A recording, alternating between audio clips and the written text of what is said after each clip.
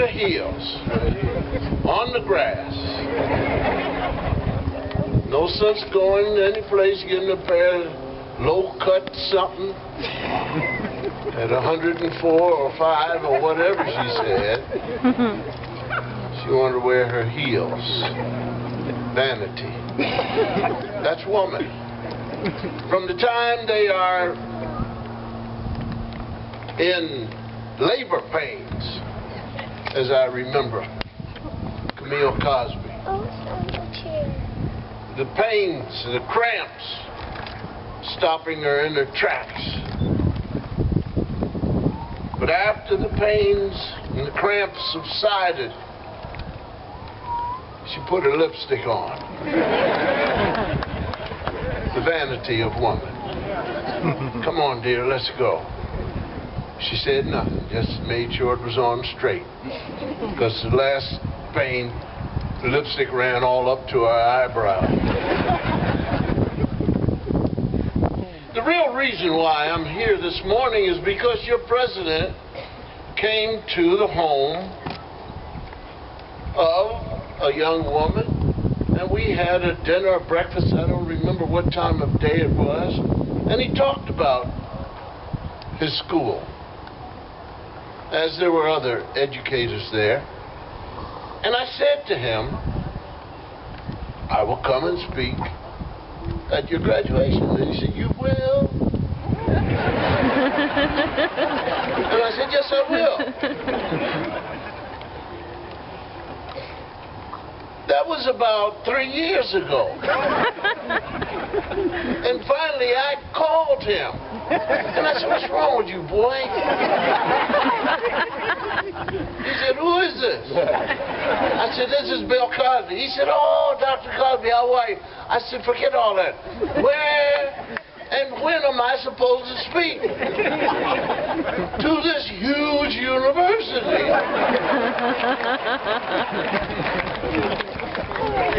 Called Quinn, and every time I Google, they send me to some actor named Anthony Quinn. He said, are you real? I said, look, boy.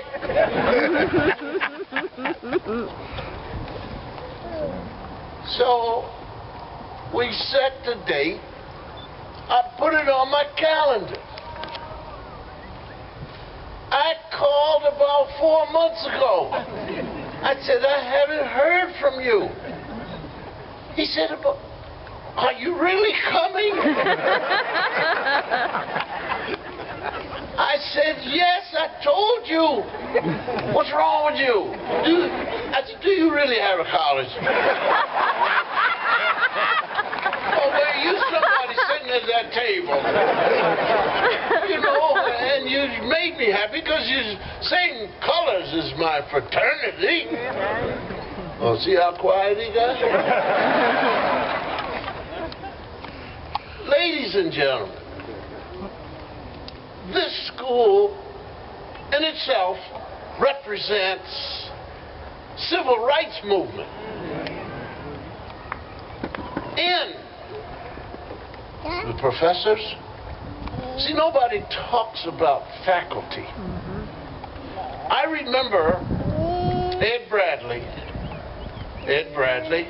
If you don't know, if friends don't know, tell them who I'm talking about. But Ed Bradley and I are from Philadelphia.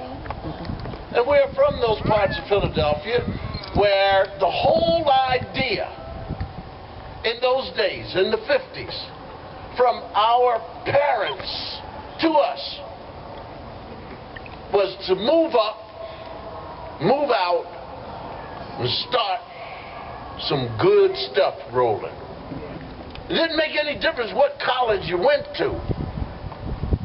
Didn't make any difference what people said about your college. Because in those days it was loaded with elitist ideas. And your school is not this and it's not that because it's not big enough, because too many Negroes go there. And as you know, Negroes lower everything. Don't they? Only if they allow it. All right.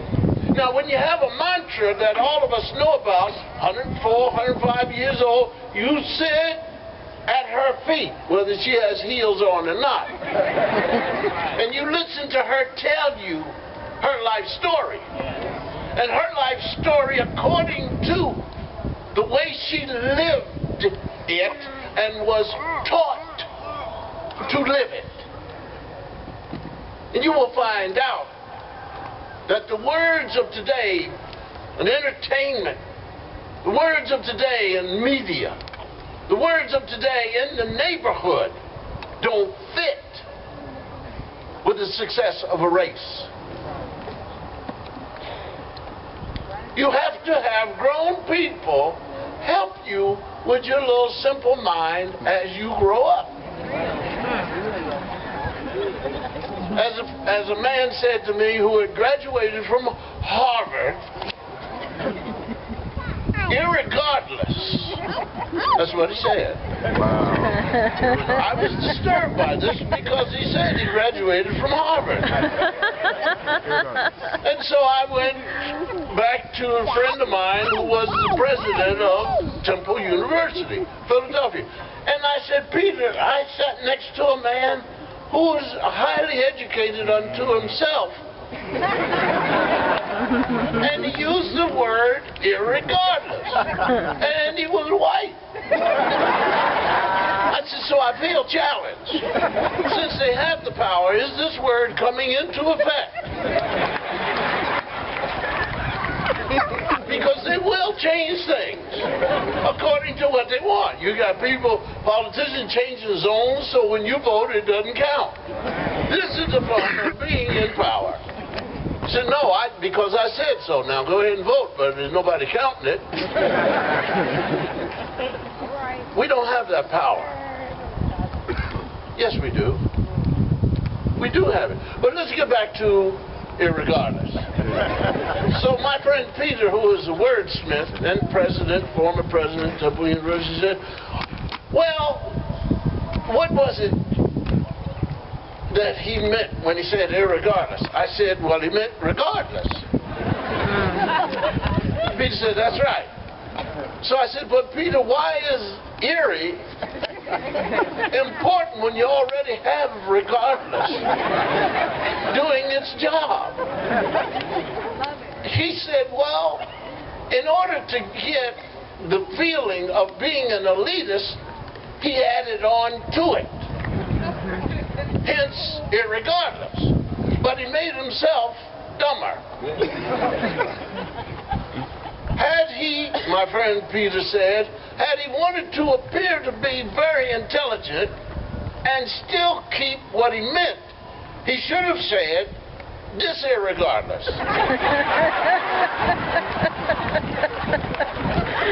Then he would have been on point. So, this irregardless. Ed Bradley went to Cheney.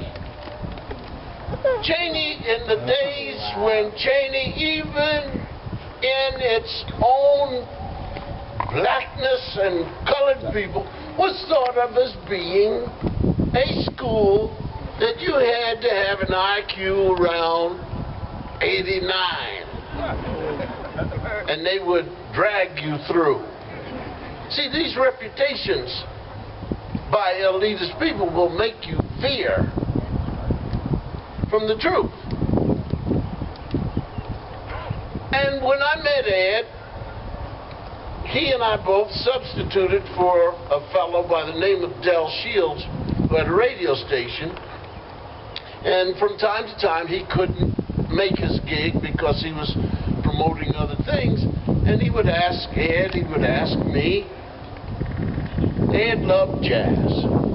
So I knew him. But I didn't know him to be the Ed Bradley. I just knew him as this cat that was at Cheney. And he was playing football for Cheney. He was a lineman, weighed 178 pounds. Which means Cheney did not win many games. And the quarterback didn't talk to him because he wasn't blocking. Later, when I became the Bill Cosby, and he became the Ed Bradley, we would stand at these parties. You know, the ones with the plastic glasses, the wine, cheese, but it's not really, I don't do that because I'm from the Richard Allen Project, named after Bishop Allen of the AMCYOP. Whatever it is, he was the first one. Amen. And a woman. I always hear that from my wife. With the heels on. And amongst these people who graduated from elitist schools and they're very proper and so forth and so on, they're eating cheese and drinking wine. As I said before, you know, just doesn't, it's not really a good diet. Cheese and wine, you know, some toast, and, you know, some iced tea, but not that much sugar. I don't understand that much sugar in iced tea. And then 40 years later, you're diabetic. Pay attention to that, all of you. Because we have this perchance for ignoring what we eat. Because it tastes good. And you call salt your stuff. This is my salt. You should have a shaker with the coffin shaker. No, I'm serious, because, you know, we are known to be Christian people. We are known to be Christian people. But the kind of Christians we are, you wear Jesus out. You call Jesus for everything. We go to church tomorrow and Pastor will say, and I know there's a ton of them here, Pastor will say, the Lord helps those, and then people blank out on the second part of saying. Faculty, hold still, I'm going to talk about you. And I'm saying, who helps themselves? Who helps themselves? That's here. Help yourself. And I wrote a piece giving you my philosophy of the people that I happen to know who fatigue Jesus. So Jesus is on this earth and Jesus is walking now. And a big crowd. And there's two men walking and say, well, what is the crowd doing? He said, I don't know, man. There's this big crowd. He said, something's going on. And a man came running, his arms up, and he said, oh, yes, yes. And he said, what's going on, man? He said, it's Jesus. He said, where? He said, Jesus, over there. He said, are you kidding? No, I mean the real Jesus. He said, are you kidding? The man said, I just told you. He said, and Jesus healed me. And the man ran, oh, yeah. He said, let's go see it. So they walked over and they made their way through and people were looking and sobbing and cheering and he got close enough and he said, are you Jesus? And Jesus said, yes. And he said, oh, Jesus. He said, Jesus, I was wondering if you could heal me, please. Jesus said, what's wrong with you? He said, Jesus, I have high blood pressure. Could you heal me? Jesus said, yes. And he said, all right, go ahead, Jesus. And Jesus said, stop eating salt.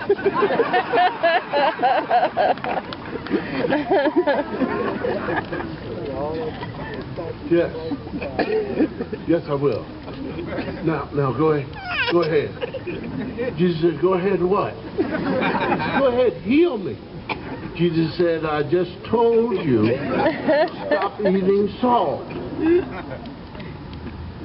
You're not going to touch me and cleanse me forevermore? Jesus said, no, you stop eating salt or anything with a bottle marked secret sauce. And Jesus walked away. And the man watched Jesus walk away, and he said to Jesus, you know, I'm disappointed in you. Jesus did not turn around. Jesus just said, wait till you meet my Father. This Quinn, this school,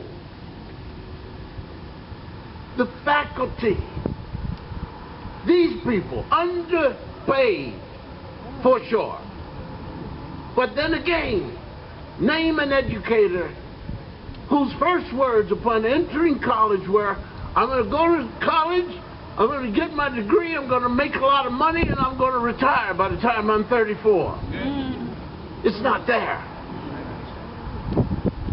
This faculty and faculties of historically black colleges and universities, these people still carry on the civil rights because they look at your black faces and they want to make sure that you understand what the course is about, and they want to make sure that when you leave, no matter what graduate school level or whatever wherever you go, you will know your stuff.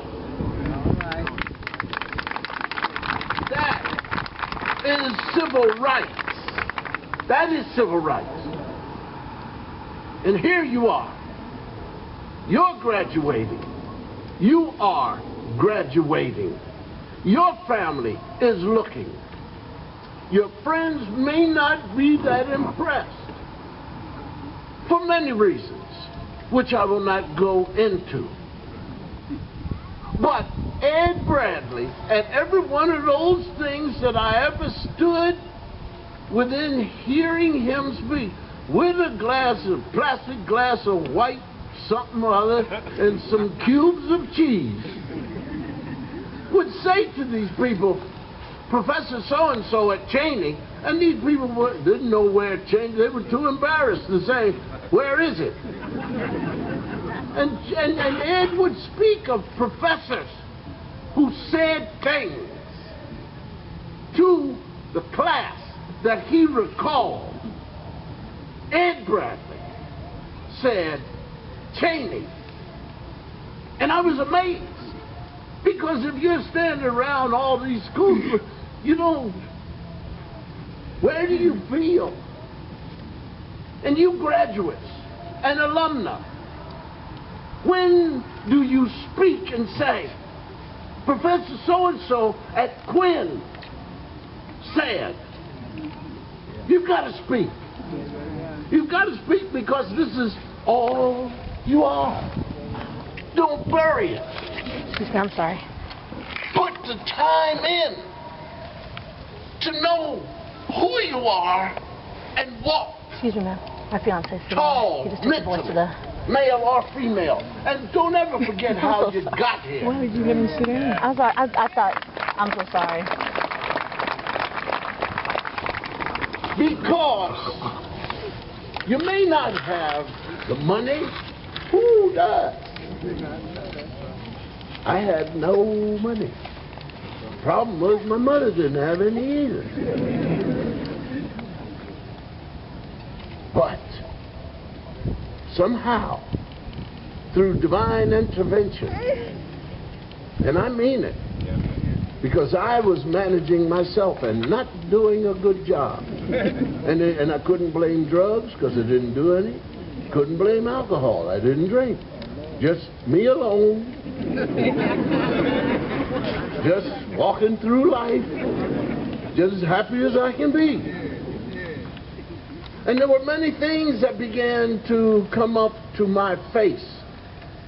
to say things that made the synapse between what the elders were telling me that I didn't pay attention to. I remember there's nothing better now that I look back as a boy, whether I was 8, 9, 10 years, whatever, to hear some old person, might have been around 36 years old, say something to me, sounded like it was in code. But I kept going, managing my life the wrong way. But now that I think back to old Mother Harold, in the neighborhood, in the projects, looking at me, I don't even know what I was doing wrong. And she would just look at me and she would say, you know, sometimes I worry about you. There's nothing deeper than that. To be understood. To go to Sunday school class. To go to church. To listen to. And the elders speaking and telling you the truth. And you've got to pay attention to that. Come on now. You can't pay attention to some idiot that just wants your money. Yeah. You've got to speak out. Stop clapping because you're not doing enough. You've got to speak. There's a movie that I saw, and the priest was talking to these white men who were working on the docks. And a man had just been killed because he was ready to talk and speak out. And the priest wanted to know who was going to stand and speak for this dead man. And then he brought up the word crucifixion. And I'm bringing it to you. Crucifixion. When are you going to speak up? What is your excuse for remaining silent when you see your children in a way that you never imagined that they could be this way? And the word excuses that I sure enough the validated thingamajimman said, but it's so deep. Am I making sense? Yeah. Not for you to leave this campus without celebrating what this campus is about. Whether they graduated on time or not is not important. It's what they learned as they sat here, almost one-on-one. And one-on-one, you know these professors are going to speak up. They don't have any money. So they see you, and they know you by name. You know, sometimes I worry about you. Come up to my office. And you will get straightened out. Where's that water? And that's the beauty of being here. Yes. And if you were smart, keep this school a secret. Don't let anybody know we can only handle 25. That's all we can take. Now, sorry, we closed the door. You all going on someplace else. We're graduating Quinnites. Quinnites. And you look around, and they're not afraid to speak at the party. So I said, when I was at Quinn, and people afraid to ask. You've got to speak up. You got to speak against these things that people use as excuses. 14-year-old boy got no business talking into the ear of a 13-year-old girl to have his baby. Speak out, reach out, stop it. He doesn't have a job. He doesn't even have feelings. Call in these relatives that you have. Tell them how many children you know they have that they're not supporting. Can't get a job? course you can. You're sitting around. What's your excuse? What excuse are you using? Who are you putting a lot of pressure on? And so these graduates today, that beautiful woman with her high heels on, who walked here, you sit at her feet, and you ask her to tell you the truth, because they didn't demonstrate so that the children can wear pants upside down, backwards, not tied to shoelaces. Use the word nigger as entertainment. It's not entertaining. Show them the pictures of that woman burned with the baby hanging out. Make them understand. Don't be afraid of these children. They want us to speak to them.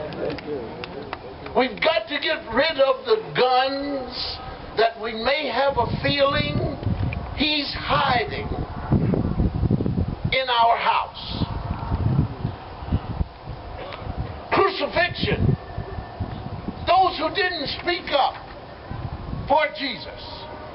Those who won't speak up for our children. We are supposed to be the elders who will guide our children out of harm's way. Not to sit and point and say, there they go again, something's going to happen. That's not right. Speak up, stop it. We fought so hard to get white people out of our way, saying that they were holding us back, they were prejudiced, and they didn't want us to succeed. Okay, civil rights movement, and we won, and black people are in charge. Whoops. Oh, yeah. So how are you going to sit quietly? You can't. Not with these graduates coming. They've got to speak. And you've got to speak. Yeah, you can clap and look around. Yeah, well, do it for me. No, no. You're going to join in. Yes. You're going to be a part of it. Look at how proud you will be when the name is called out and screaming and all of that. And then where? And once again, let me just finish by saying, it's not how you finished unto yourself this Quinn. It's how you got here. Yeah. That's the funniest part. Yeah. That's the funniest part, how your little behinds got here. Some of you were dragged here. Some of you were told either go into service or you go to Quinn. Some of you were told, I will not feed you another time. And that's the way to start them. Because if they don't see it that way, they'll be hanging around forever, blaming somebody else. The only worry that you elders should have is if you're going to live long enough to see it. That's the beauty. See it. Nothing like this graduation. Nothing like the people watching this to see it. Because they never believed you could do it. And then somehow something happened. Well, it's not magical. Look at your faculty. People making, almost living next to some people in the projects. The faculty's not making any money unless they're doing something on the side, running some numbers or something. They don't make that money, ladies and gentlemen. They're not at 150 grand. They don't have a chair named after them. They're just people who believe in this race. They believe in the United States of America, for which it stands and for which it should stand forevermore in thy name. And so let us celebrate every day, every second, even the ones that didn't make the cut. Because you're not going to drag them across the finish line because they were dragged here. They're going to have to crawl themselves. They're going to have to stand themselves. But they're going to stand and crawl with knowledge. And sooner or later, the little crooked wiring is going to be ironed out. Because you see, education is not the end of it. Just to be super bright. The other part that faculty does is they put the human being back into that student. The awareness, the realization that they can do more and they will be more. But so many of these kids are coming through and they don't even know who the father is, who their father is. They don't know where the mother is. They know about drugs and maybe and some other things that have fallen upon them and put them in harm's way. And they know that they're ready. And many of us know about aunts and grandmothers and sisters and uncles who had to pick up where the biological parents fell. You got to remember these people. You got to look at them and thank them. Because they're here today to make sure that your little behind will get a piece of paper. Yeah. And that's the celebration and the beauty of all of it. And I am here because your president is a fine man. And I pulled him aside, even though he's with another fraternity. And I said to him, and I mentioned a school. I said, if they call upon you, don't go. You stay here. And I don't care if next year it's only 8. They're going to be special. All of them. Ladies and gentlemen, you are in the middle of the civil rights movement. Because it isn't anywhere near done. And as you can see, being able to sip a cup of coffee, being able to get on the bus, hadn't really done that much because it's on us now. What are we doing? Speak up. I'm proud to be honorary. Keep that in mind. Honorary. Don't send me any letter for some money. Nice try. Nice try. Don't send me anything talking about you're an alumni. Because I give you a back. But I do expect the 16 or 17 or whatever team will be picking up the diploma to write a check. I don't care if it's the same amount as you gave up buying yourself 2 shots of scotch. Write a check. Send it. Excuses. Don't use an excuse talking about I don't have it. No. If you can afford to buy yourself a beer, do without 4 beers a year. Send it here. And even if you didn't graduate at the top of your class, out of 16.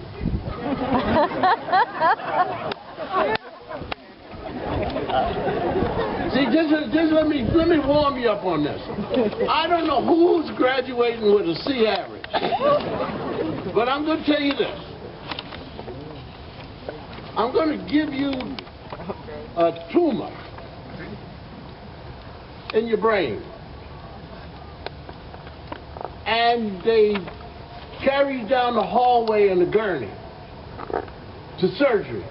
And they slide you from the gurney to the operating table, and you got the IV in your arm. And as you look up and you see all those lights and you're halfway sedated, and the surgeon who's going to take the tumor out looks at you and says, my name is Dr. So-and-so, and I just want you to know that I know 74% of what I'm about to do. Wow. Wow.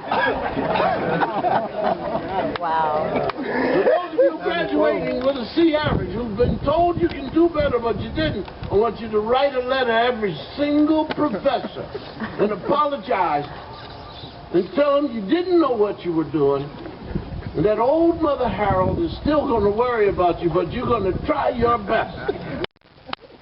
I want you to spread the word out. I want you to take care of our children. Take them out of harm's way. Your president is ready to save every living person who comes who can afford to be here. The faculty is ready to teach and save every living person here. Now all you got to do is make some changes at home to bring some of these kids here.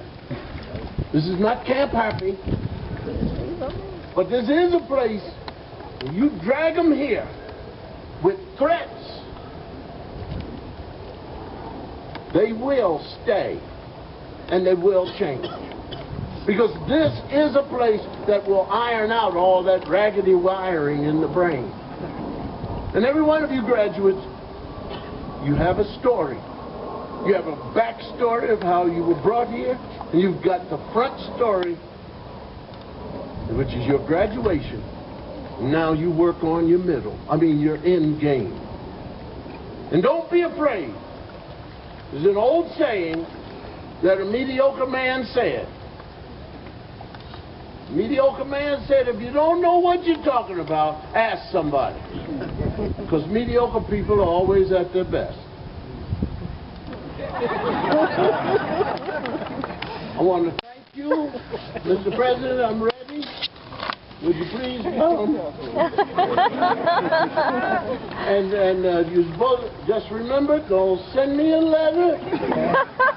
Mr. President, do you hereby wears and therefore unto yourself? You little non-Q.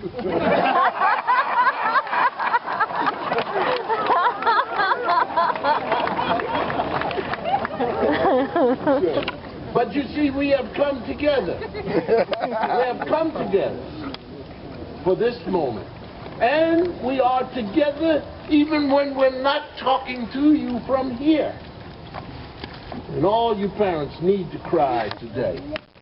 And all of you need to say a prayer and thank Jesus, because Jesus did do some work in there. As you did unto yourself. You did help yourself, didn't you? Hello? No, some of you bailed out. Irregardless, I'm ready. Irregardless, I love it.